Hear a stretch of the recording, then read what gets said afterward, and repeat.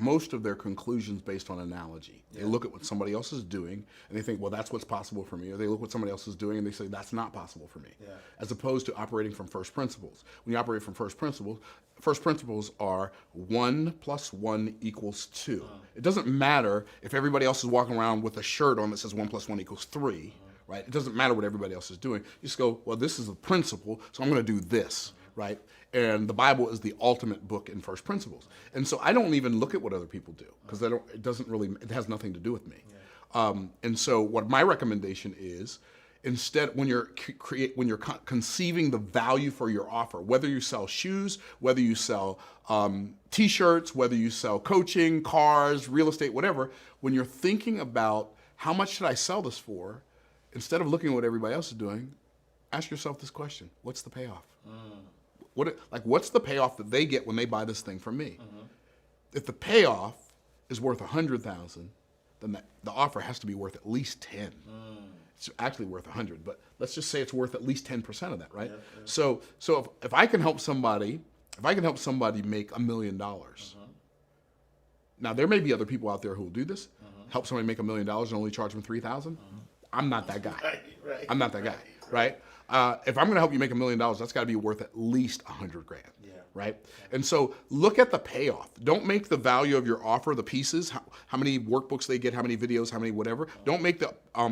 Please don't make the value of your offer your process. If you show somebody your process, all you're doing is showing them how hard it is. They're not going to want to do it. Okay? Don't make it your person, because then you're going to be the most sought after person. You might be making a lot of money, but you won't have any time, right? So when you sell a coaching program, for instance, don't make it wrapped up in your time. They don't want your time. What they want is their time.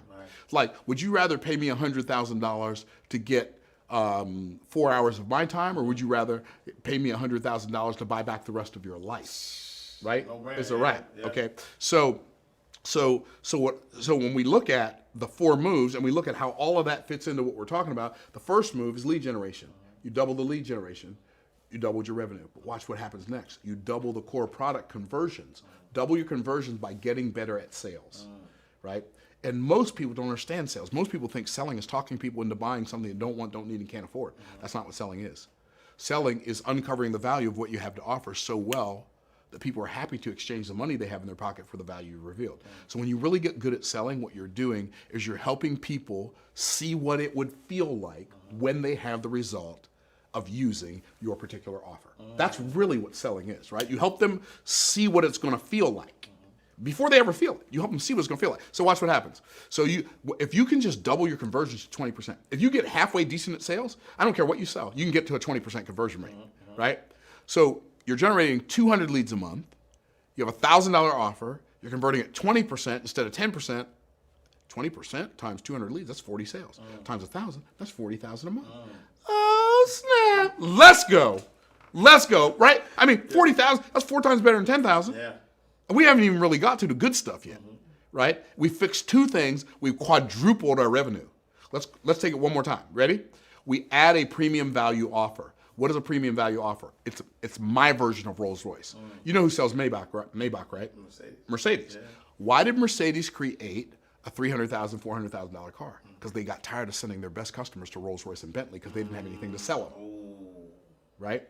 See, a lot of people think, I don't want to charge people that much. I don't want them to have to pay that much. You are not, when you don't have a premium value offer, you're not keeping people from spending premium money on an offer. You're just keeping them from spending it with you. Right? Because they're going to go spend it with somebody. Yeah.